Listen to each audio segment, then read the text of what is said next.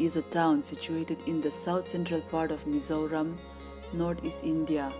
Lunglei, literally meaning bridge of rock, got its name from a bridge-like rock found in the riverine area around Ngasi, a small tributary of the river Tlong. It is from this rock that Lunglei got its name.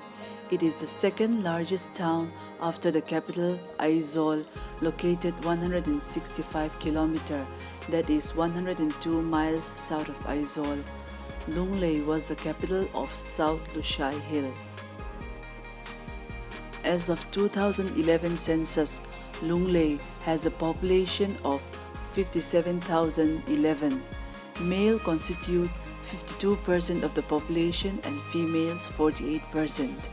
Lunglei has an average literacy rate of 84%, higher than the national average of 59.5%.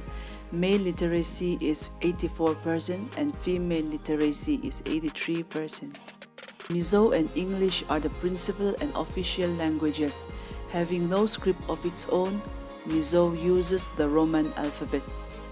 The district is bounded on the north by Mamit and Aizawl districts, on the west by Bangladesh, on the south by Lunglei district, on the southeast by Saiha district, on the east by Myanmar, and on the northeast by Champhai district.